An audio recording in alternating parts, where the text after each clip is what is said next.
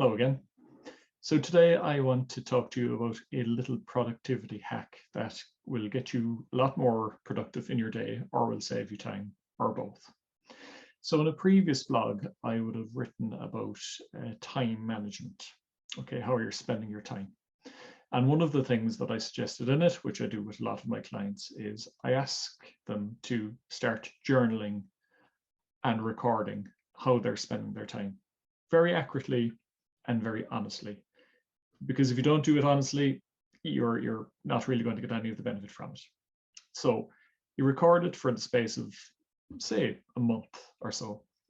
It depends. Essentially, it's to get maybe 3 or 4 weeks of a fairly representative time that would, I suppose, would be typical of your kind of work. So it's not a crazy busy time, unless that's normal, and it's not a quiet time, just somewhere fairly representative. Okay. And what you do then is you look at the data once you've recorded it, and you ask yourself a series of questions. And all these questions are on the blog, but the key ones are, how are you spending your time? Is there anything jumping out at you? Is there anything that you feel you're not spending enough time on? Is there anything that you feel you're spending too much time on? These kind of questions. And it's important because very often we're not actually aware of just how long or how little we're spending on things. So that's very powerful. But we also then, once we've kind of established that, is we go on and we work on chunking together tasks and activities. So we're trying to avoid the scenario whereby people are trying to multitask, or you're jumping around between different tasks. And really, it is an inefficient way of trying to get stuff done. So we group stuff together as much as possible. And a further technique we use then is, and it's an established technique, it's called the Pomodoro technique.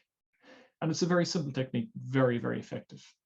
What you do is you break your time down into 30-minute segments. Where possible, obviously, we all have meetings that go on for longer than 30 minutes, but I'm talking about non-meeting time where you need to get stuff done. So what you do is you break it down into 30 minutes, 25 minutes of which is work and 5 minutes of which is relaxation. Now, there are timers you can use, and there are apps that you can get. And the one I use, let me just check the name of it here. It's called Focus To Do. And it's a very good one, very simple. You hit a button, it counts down 25 minutes, and it pings when the 25 minutes are up. And then you can schedule your 5-minute break as well. So it's literally just tapping a button. Really good. And what I find is that by using that for myself, and my clients find it as well, is that because you're saying to your brain, well, I've only 25 minutes to do what I'm trying to do here, you really focus. So your level of focus and your level of attention is way higher than it would be normally.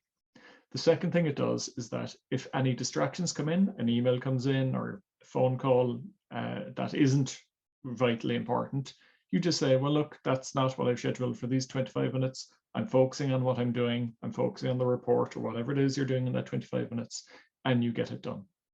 Okay. A client I was working with there during the week brought up another interesting benefit that he has found, which is that there are certain tasks that sometimes he, isn't in the mood to do, or he's kind of putting off, he's procrastinating. And what he does, he says, right, I'm going to do X task now. He literally hits the start button, and it's literally a case of, he's just got into it. It's a little bit like I mentioned in my last blog about just taking the one step. So he just says, right, I'm going to do X, hits the button, and before he knows it, he's actually in and doing it. And often the starting is the hardest part as such. So what he finds is that it actually saves him an awful lot of time, because you might come out of a 2 or 3 hour meeting, you're saying, oh, I've only half an hour before lunch or 3/4 of an hour, and you might, that could be slippage. All of a sudden, then you could just look at a couple of YouTube videos or whatever it is, but all of a sudden then you've kind of lost that time. So instead of that, he'll take a short break, does the 25 minutes. So all of a sudden then he's gaining that half an hour. And he also said that undoubtedly he's getting more done in the same period of time. So ultimately the benefits are you've greater focus, you're not distracted, you'll get more done, you'll be more productive. And that's either going to be that case if you're going to get more work done in the same period of time, or you can get your work done quicker and you can have more spare time. And that's not a bad thing. So listen, thanks for tuning in again. And if you've any comments or any suggestions around stuff you'd like me to cover, please leave a comment in the comment section below, and we'll see you next time.